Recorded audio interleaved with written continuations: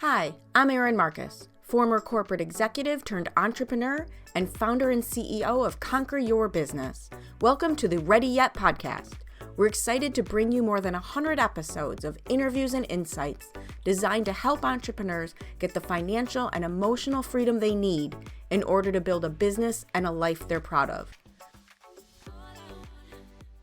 All right. Hello, and welcome to this episode of the Ready Yet podcast. I'm looking forward to today's conversation. One, because my guest today, Dr. Kevin Gazzara, first of all, one of your topics about leaving corporate is one of my favorite topics. So I'm sure that'll come up. And then two, you have the 6 Ps.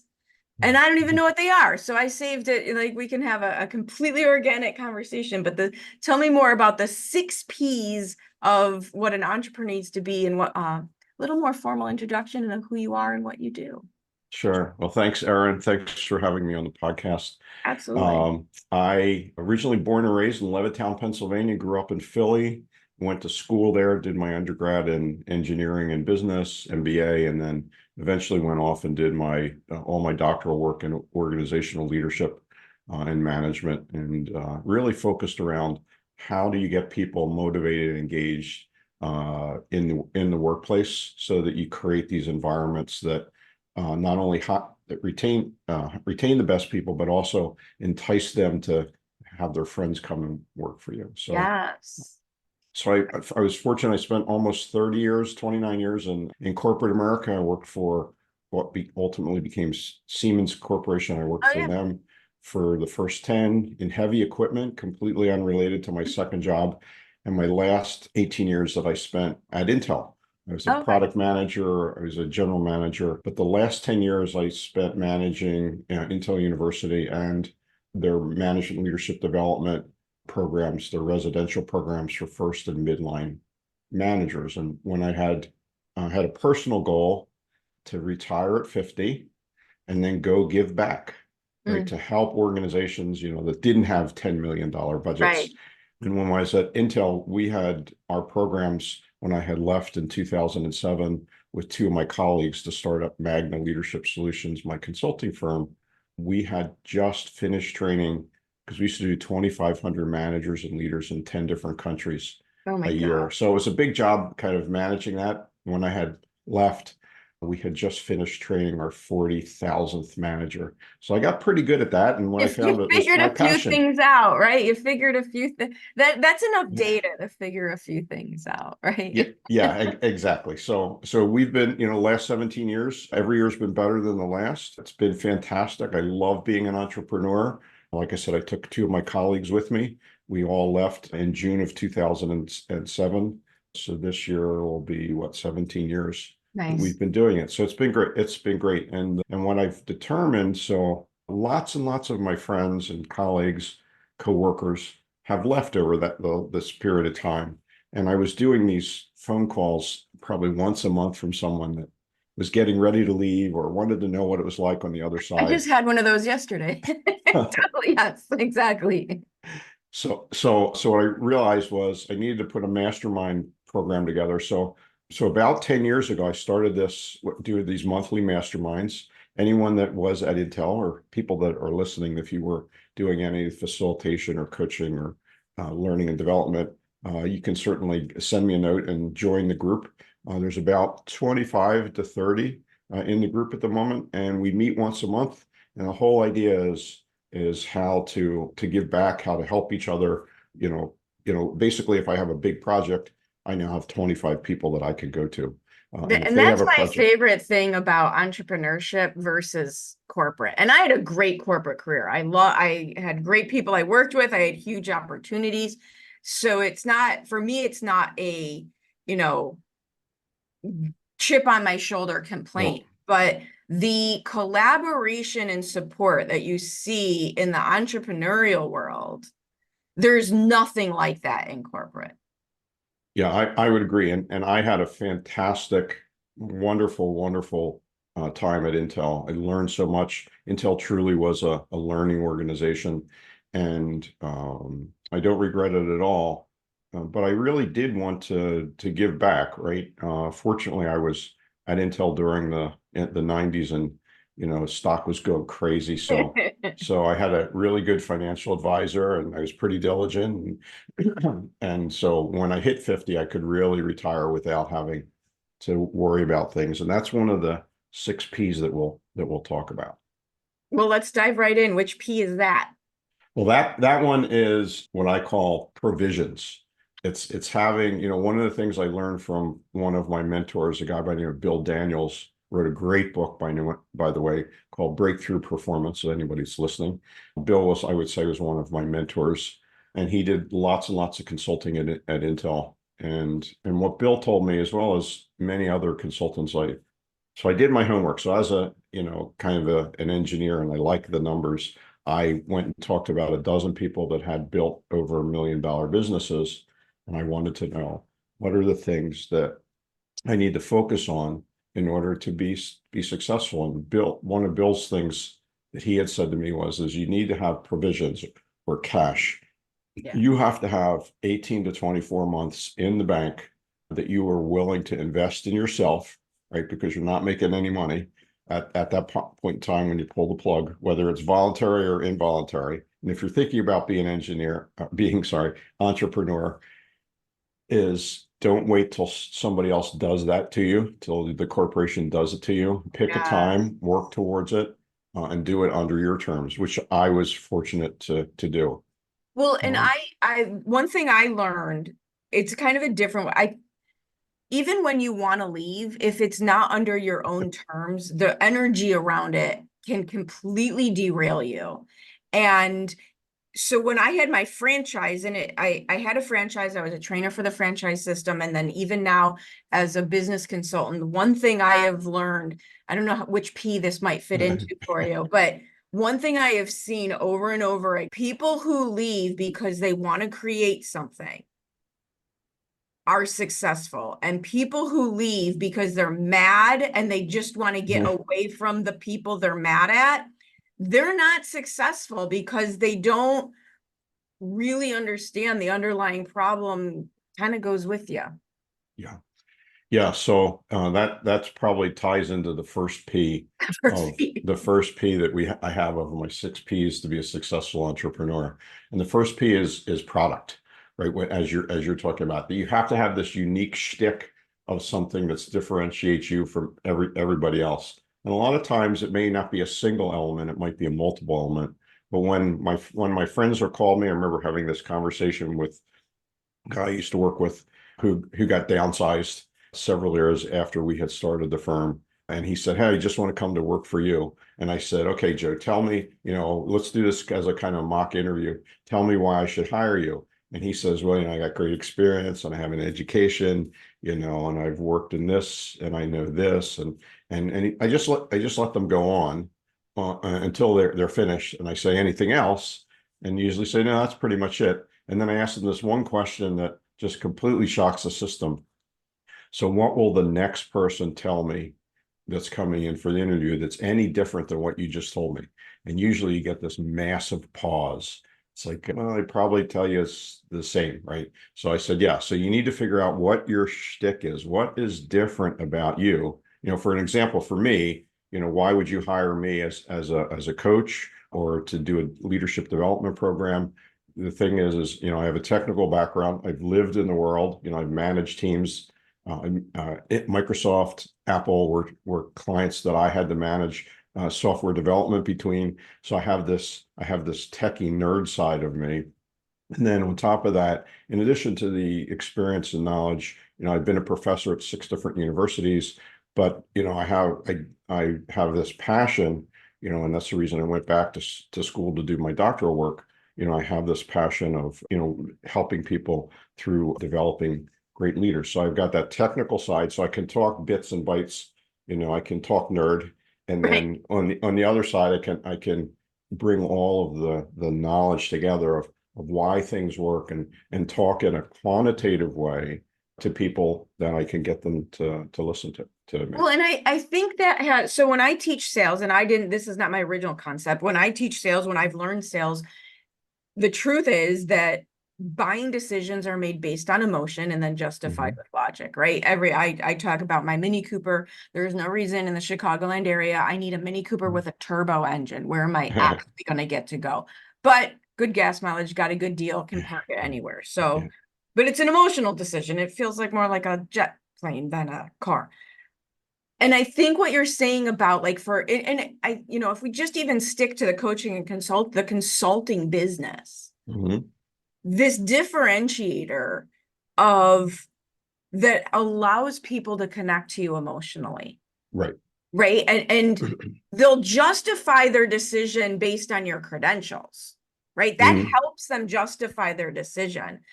But most of the time when people, like when I hear, and I don't know if this is good news or bad news, it is what it is. I'm too old to change it at this point. A lot of times when people say yes, you're the person I want to go with. Yeah, they reiterate all my credentials and all the things I Mhm. know how to do and all the big fancy experience. Great. But so many times they'll say to me, I know you won't lie to me. You'll just tell me what I need to know and what I need. Like they like the directness. They're ready for Mhm. it. Right. That's an emotional thing. Yeah, well, one of the things I teach a program in positive intelligence, if anybody's familiar with that, and if the listeners haven't read or heard of this, go grab the book. I've been teaching it for the last 3 years. I got certified to do that. A book by the name from Shirzad Shamin on positive intelligence, or what he calls PQ.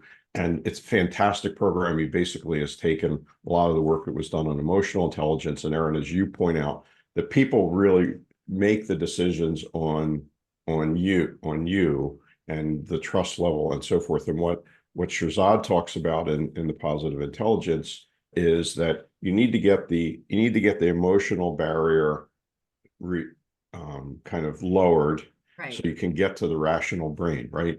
And all of the quantitative credentials that I had mentioned, I have to work on the emotional piece, build that trust, and so forth. But I think the thing that has worked really well, because we work a lot with technical companies delivering what we call our 6-month leadership academy, Leading Forward Academy.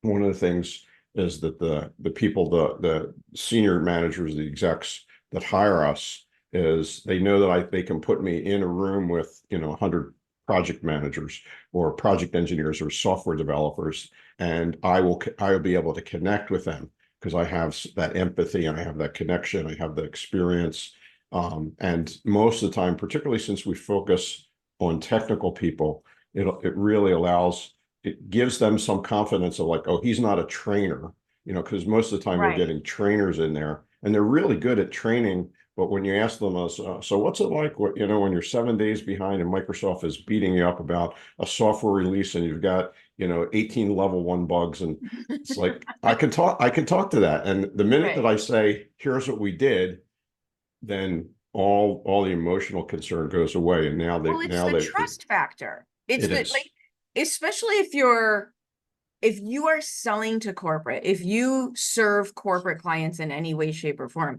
you have to remember that the person making the decision and bringing you in is still a human. Mhm. And they're fearful of making a mistake. They are fearful of making the mistake that makes them look bad or costs them their job or hits their P&L the wrong way. So the emotion there is the trust factor. Yeah, and the more you can kind of get that emotional wall down, right? Where you can develop it is, as you point out, developing that trust, or some degree of confidence that if I bring you in, if I spend this money, if I bring this program in, it's going to be successful and it's going to make a difference, right? Because I think Yeah. one of the things that we learned is we don't do training, we do development. So all of our programs, people have to bring in their challenges, and they learn by doing. And after each session, they leave with an action plan that they've practiced and kind of gone through during the time, so they can go back out on the shop floor the next day and apply it. Too Well, often, I think trainers, what they do is they give you great information. You're entertained. You get the smiley faces. I call it edutainment. yeah, Um, you're and motivated, but do you do and anything? you don't do anything with it, right? So Well, we and found, it's one of the things that people, going back to the product conversation and what's your shtick and what's your differentiator. One of the things that it's the reason I hesitated to be a coach or consultant for so long. I wouldn't throw my name in the ring. You know, I didn't want to throw my hat in the ring because I saw this huge gap in the market, which you just turn into a opportunity for yourself, opportunity for sure. right? There's so many people out there that can tell you a list of what to do. Mhm. Like, this is not hard. There's books, there's YouTube, like Right. I can give you a list, but have you done it enough so that you can take it apart and apply it to the person you're now showing how to do it so that now they can do it? Is a completely different game there. It is. And, that's one of the things, one of the reasons I started this site called coachsultants.com is that what we find is a lot of people will hire me or any of us in the firm. They'll hire us as a coach, right? And, I've done all my coach training and certifications and so forth. And ultimately what I found is almost 100% of the execs that I work with in particular really need about some type of mixture of coaching and consulting. And a lot of times you hire the coach and they're great at answering questions and going deep and, really bringing out the why you're doing things. But ultimately, what I have found that many of the execs really don't have the tools or the processes or the practice for different approaches to things. And no matter how much I coach them, sometimes you just got to tell them what to do. Yeah. And that's like, we're the two hats, so this is a coaching session. I say that all the time. I work at the intersection where what you need to do meets who you need to be to do it. Yeah. Because the plan doesn't matter if you can't do the plan. I can give you a business plan. I can give you a marketing plan. I can give you a scaling plan. This is what I like. I can do it by accident. I can't stop it. That's the way the brain can't do a lot of things, but that's what I know how to do. But if you can't do it, then it doesn't matter. Right. Yeah. So that's the reason that I found that you have to have some kind of combination of both. So, hey, so you want me to finish the 6 Ps? Yeah, let's go. I was just going to great mind. So we've got provisions. We need money in the bank. We've got product. What's your differentiator? And what else do we got? Right. So next one you need and these are in no particular order, right? You need what I call presence, right? And that's your social media. You need people to find you. Yes. We use a tool. We do, I don't know, 50 to 100 posts a week, to Twitter and to LinkedIn, to YouTube, Facebook. I don't think businesses understand the amount of activity it takes to grow an audience. Yeah, and I had this call. We did our mastermind session last Wednesday, and one of the women who just joined us, she finally left corporate world a couple months ago, and then joined the group. And she said, "I just don't get it. Why do you even bother doing social media?" And I said, "Well, let me tell you. I'll tell you 2 quick stories. One is we use something called Meet Edgar, and Meet Edgar gives you the ability to post everything." So my social media time that I spend is maybe 10 minutes a day. I wake up in the morning, I get an RSS feed of articles. I say, I like, don't like, don't like, and I just say post, and it goes out to the world. So people don't like, how do you do all this? It must take you hours and hours. No, it's about 10 minutes a day.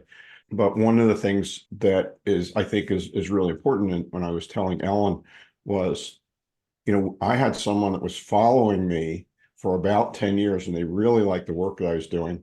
So it's not just posting other people's work, it's also, creating blogs and articles and books. And so we do all of that. And, out of the blue, he calls and says, "We've been following you. I have this particular need. I like the stuff you're doing. Can you come in and talk to us?" And this was a guy in Austin. So we went in and we did a kind of a really short program for him. And then the CEO said, "Yeah, just hire Kevin and let's do all of our plants around the world." And that was a 3-year contract. That's, and that's what it is about social media in particular. And we won't have to go down this rabbit hole because there's more P's to go through, but your high-end clients will not engage with you, but they are watching. Right.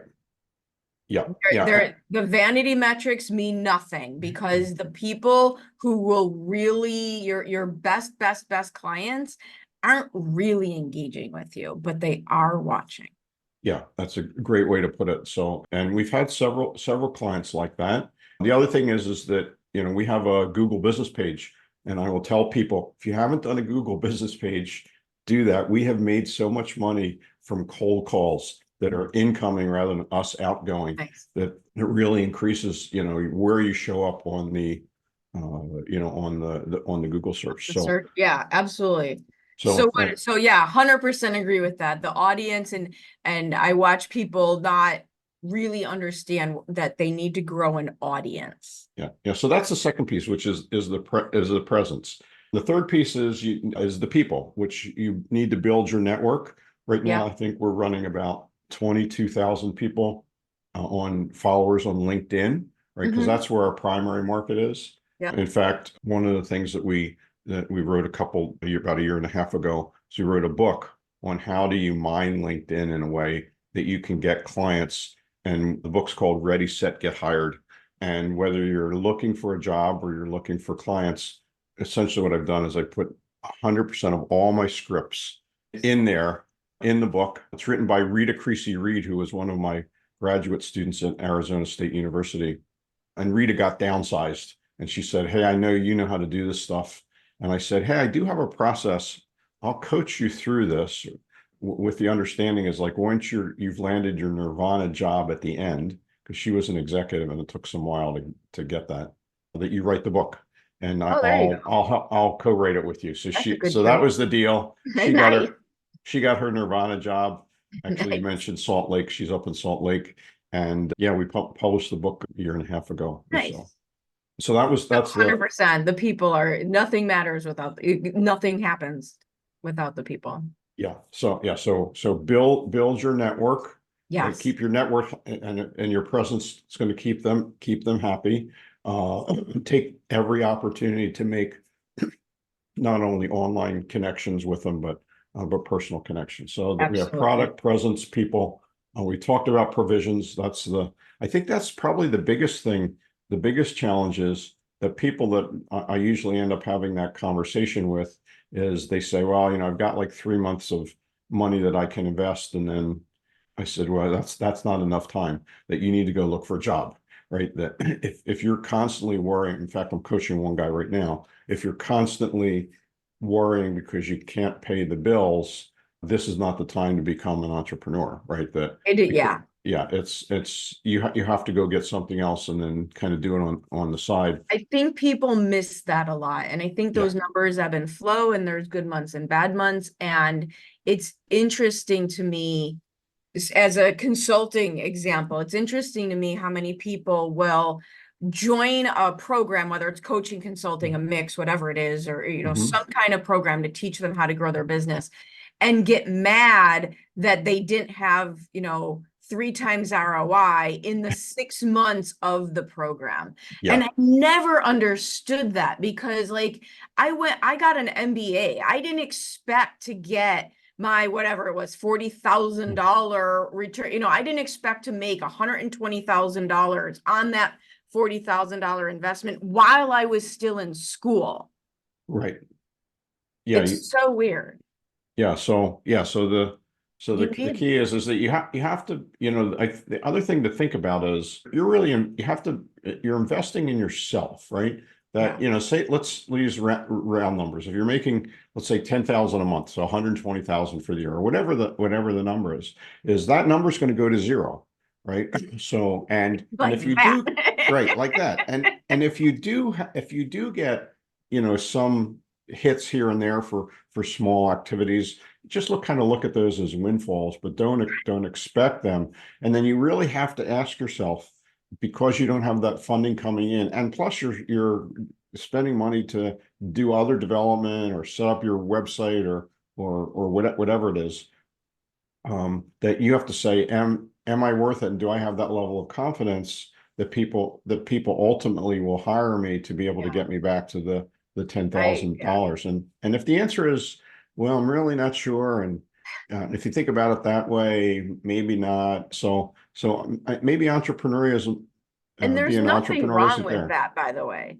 Oh, no. This is not for, if it was easy, everyone would be doing it. I mean, it's not for everybody. Yeah, but it looks really exciting and sexy It from the looks outside, doesn't exciting it? on Instagram. Yeah. It doesn't look right. It looks, let's be real. It looks exciting on Instagram as we're sharing our highlight reel and sharing our success stories, because Okay. it's not good marketing as an entrepreneur to go out on the internet and say, oh my God, like Yeah. nobody really is going to hire you. Yeah, when I was talking to Joe when he got downsized and I was giving him some coaching, he said, I just want you to hire me. I can charge the 5 to 10,000 for the day, and then the rest of the month I can have off, and that way I can make my 10,000 for the Right. for the month, That's how right? that works. It's like, yeah, it doesn't quite work that way. You don't see all the stuff, the man behind the Right. curtain. So, Exactly. all right. So those are the first four. And then the fifth one, I got also a recommendation from many, many of successful consultants or coaches that you needed a publication. You need to have a book. It's not an article. You have to have a book. And they also said you have to have a hardcover book right now, particularly in my market where Right. you're marketing to executives, right? That for some reason, being able to feel that book in your hand, There's so uh, much truth to that. that is probably one of the best things we had done. So when we left in 2007, we published our first book in 2008. It's called The Leader of Oz. Oh, We love took it. we took the story of the Wizard of Oz. I published it with my partner, Dr. Ali Lakhani. Both of us had done all of our doctoral work in leadership. And we started writing an academic book, and man, it was just so boring that we didn't want to read it. So we were speaking at a conference in San Francisco and driving back and forth between Sacramento, where he lived, and we were talking about things that, movies and books that we loved, and we found we both loved The Wizard of Oz, both the movie and the book. And I said, "That's it. Let's do a book. We'll call it The Leader of Oz." And he said, "Oh, there must be 1,000 people that have done that." So we went home that night, logged on to the Library of Right. Congress to see. No one had ever done it. We grabbed the name and we published it. We basically took all our academic stuff and wrote it in a business parable. So instead of having Dorothy, you Yeah. have Dora, and so the nice thing is you don't have to do any character development because the characters stay in place. So we basically took everything that we did, from what we learned as leaders and managers in a big corporation, and we put it in a book in a fun way. So if people are interested in building their teams, they can get that. It's a credential. And I talk about social media the same way. Until you are prepared to hire the people who know how to create online sales funnels, social media is a necessity, but it's really a credential. It's really a credential. Same way as the book. It opens doors. It's such an there's something still, no matter how digital our world gets, there is still, I got books I still buy it. If I'm interested, I might read a book online, but if I'm interested, I will buy it so I can put all my sticky notes in it. Yeah. Right? Right. And I'll tell you, if you meet someone, you meet an exec that really can use your services, being able to stick a book in the mail that shows up on their Absolutely. desk or at their home, probably 80% of them don't read it, but they can skim through it and realize, oh, okay, this guy must be legit because he's written a book. And even if you read just, we designed it, we have an audible book as well on it, and it's only about 3 hours. We designed it for a plane read, right? So you could fly from city to city and finish the book. So yes. So that's the other thing is do that, and people don't realize, when they say, oh, you're an author and you have a published book, and they have no idea. Most people have no idea how easy it is. Easy it is to do. And there's so many people who can help you do that and do it well. And do it for you. So last P, right? Yes. So last P is I used to have 5, and this one I had to add. So I went to 6 a couple of years ago, and it's persistence, right? It's that determination to get through the difficulty. And what we recommend is get a mentor, get a coach, get a consultant to work with you, because ultimately, when people come to me and they say, "Hey, Kevin, I want to do what you do," can you help me? It's like, I absolutely can help you. I would love to help you. And I say, here's my fees, right? In order for me to do some business coaching with you. And then they go, oh, I really don't have enough. I don't have any money. It's like, well, how much money have you saved for the investment? Like, oh, I can last like 2 or 3 months. Okay. This is not the conversation we're going to have. But if they say, no, I've got plenty and I want to invest, and I realize I'm going to play the long-term game. So I tell them, here's the fees. And they usually kind of wince of like, oh, so my question to them is, so what would it be worth to you if you can get your client 1 month faster? Just 1 month. That's all you have to do, right? And he said, well, it'll probably be worth, whatever they're figuring their client is, 5, 10, $20,000. If I can get you that client 1 month faster to get you that money, how much would you invest? And if you think, well, I can get $10,000, so how about we do a short coaching sessions, and it's $2,000, and I'll guarantee, if you'll get a five times return on your investment, right? Or if it's a 20,000, you get a 10 times return on your investment. And I always tell people, I will stay with you until you reach that threshold, as long as you're going to do the types of things that you're committed to do that. And I think the biggest thing I would say are kind of as kind of a closing note here is that we as developers, as people that do training and development and leadership kind of stuff, is we love to create and to develop. As an entrepreneur, you have to have an 80-20 split. 80% of your time you have to be selling, right? You have to be out making connections, building the network, developing 100%. Your presence, having the phone calls. You should be having a phone call once a day with even just, and I'm not saying selling them anything, is just let them know, here's what I'm doing. I have some references. Tell me your challenges. Let me help you. No selling. And then ultimately they'll come back. And I think the last one of my doctoral students who lost his job, I had this conversation with him, and hopefully this will stick with your audience, is that his name was Carlos in New Jersey, and his job went away. Suddenly he was a teacher, and he was working for months and months trying to get another job, and doing the normal thing of putting in 100 resumes a week online. None of that ever works. You even imagine? And I said to Carlos, I said, tell all the work that you did this week. Tell me, if you had to pay someone to do the stuff that you did, how much would you pay them for doing the work that you did? And he thought about it, and he said, probably about, $250 kind of thing. I said, okay, so you realize you're looking for, because he was looking for about $120,000 salary. I said, you're asking for a $10,000 a month, right? Which turns out to be about $2,500 a week. You're asking someone to hire you at $2,500 a week, and you're doing $250 work, right? So you realize that doesn't make any sense. So you have to change what you're doing. So I finally got him, off the dime. I talked to him a week later. He said, I called every superintendent and principal I knew. He said, I am doing doctoral research in this area. I'd love to be able to come in and share what I'm doing. And he had the fifth person he talked to on that Friday called him, or I don't know if it called him or happened during the session, said, hey, I don't have a position for you, but we've been wanting to do some research that that kind of moves along the same lines that you do. We only have about $30,000 for the research. Would you be willing to doing the research for us? So within a week, he had a $30,000 contract, right? And if you can, and you have to be able to think about that. And a lot of times, that may not show up of like, hey, I talked to you a couple months ago, you're still doing this. You need to continue to plant the trees. The best time to plant a tree is 20 years ago. Right. The next best time is today.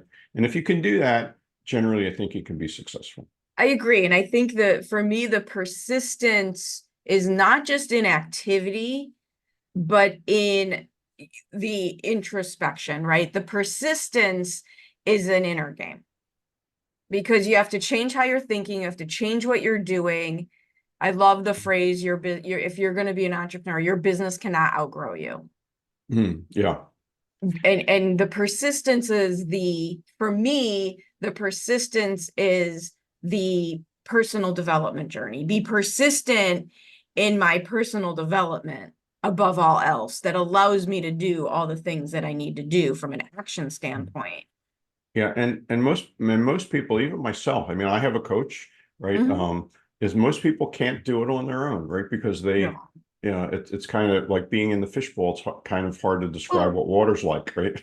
And people get, I have a lot of other consultants as clients, and it's always interesting to me when I talk to a consultant who will tell me straight out they don't want to do it because they're also a consultant. And I'm like, have you never watched professional sports?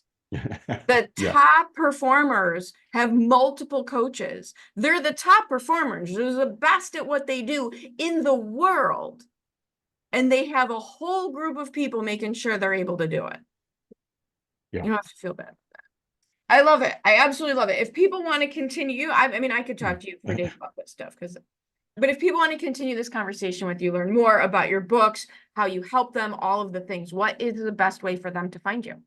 There's a couple ways, they can go to the website, they can go to coachsultants.com, or they can go to my business page, which is magnaleadership.com. And in either of those, if you just put Kevin at Magna Leadership or Kevin at coachsultants.com, that will send an email to me.